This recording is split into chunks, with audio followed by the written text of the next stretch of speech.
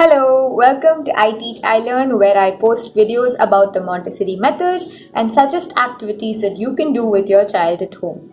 So, are you alone with your children at home and wondering what to do? Pack up your imaginary bags and travel with me all over the world and maybe even the universe by trying out the activities that are suggested in this video, all the way at the end of the video, of course. These activities are for the 6 to 9-year-olds and are Montessori inspired activities. But why do we need to study geography? Well, we need to know more about the very planet that we depend on for survival, don't we? And children deserve to know more about our home and how beautiful it is. When did it come into being? What are the things that make up the fundamental blocks of the universe? Where do certain plants grow? And where can you find certain animals? All of this is geography.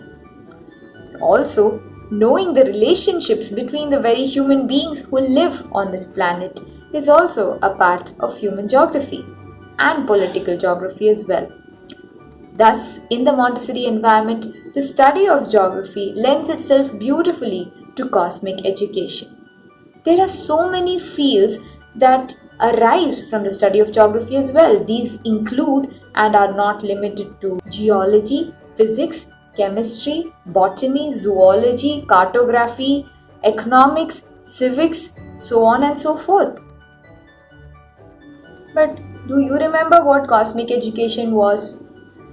If no, then click on this card right here, which will take you to a video where I talk very excitedly about cosmic education, which is one of my favorite philosophies of the elementary environment. Go on, click it. Assuming you're back from the video on cosmic education, you would now know that the lessons are given as a very dramatic and impressionistic story, and that the adult in the elementary environment is now a storyteller of true facts. These great stories then allow the child to move into what we call as key lessons, which are presented by the adult to small groups of children. So therefore, we move from an understanding of the whole using the story to the specifics using the key lessons. The first lesson that is given to every child who enters the elementary environment is the story of the God with no hands, better known as the story of the universe.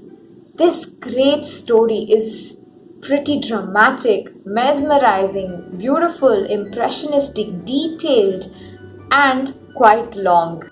This great story or the great lesson can be likened to the main gate of a castle, which opens up and reveals several doorways and pathways and avenues for the child to then explore and study further.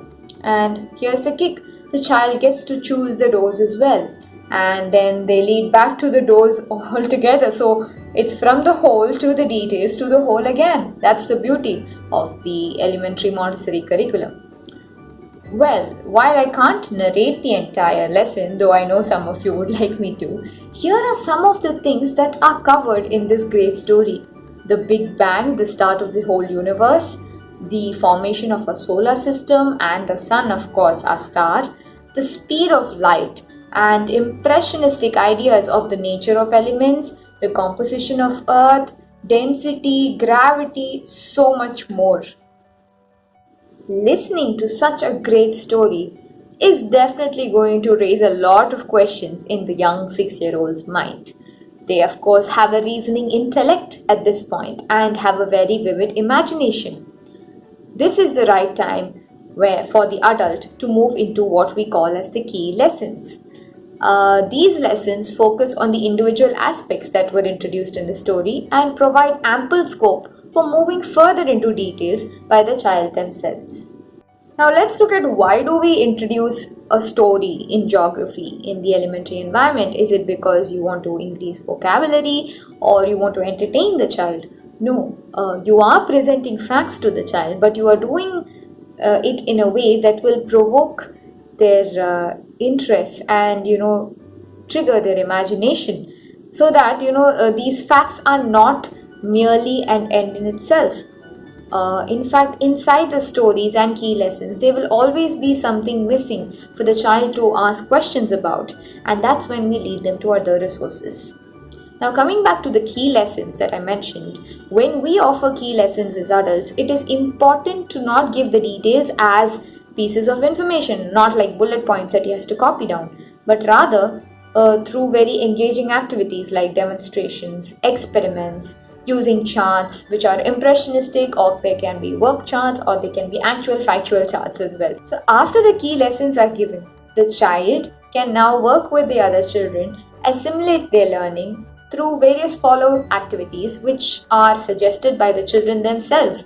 And if they have trouble with that, we help them out with options to choose from. So these would be projects, these could be reports, this could be observation of the world around them, or this could be even going out, which is a separate video I'm going to do for that. So you can even talk to people about things that you don't know. So you can call up someone and have them come inside the classroom. So a lot of other things can be done to ensure that the concept is inside the child. And they can even do small worksheets, of course, as a follow-up activity. And all these can be recorded in their work diary by themselves. Dr. Maria Montessori says, from 6 to 12 years old, it is not enough to love and understand the child. The teacher must love and understand the universe. When the child was small, it was enough to just give names to the objects that he could see. But now, we must call out to the child's interest in the world around them. I think that's beautiful, and here's why. When I was in school, I don't know how much I loved geography, but during the course, during my elementary diploma with Indian Montessori Center, I learned to love geography, and I could see how it was truly the core of cosmic education in the elementary environment. Because we find that everything across subjects and are connected to one another, and all that we know, see, and feel around us is part of Mother Earth, and it is made from the earth as well. So it's cosmic education in its true sense when you're studying geography. So here are 5 follow-up activities in geography that you can try with your child at home. This will help improve their spatial skills as well. Please do like, share, and comment, and definitely share this with a parent or a teacher who is looking for interesting activities to do with their child. Of course, I could only restrict myself to 5, and I would love to share more about my thoughts on the lessons that inspired me in geography and other subjects in various posts and videos that you can find on all of my social media links. More on that in the description. For now, check out the activities and see you soon. Bye.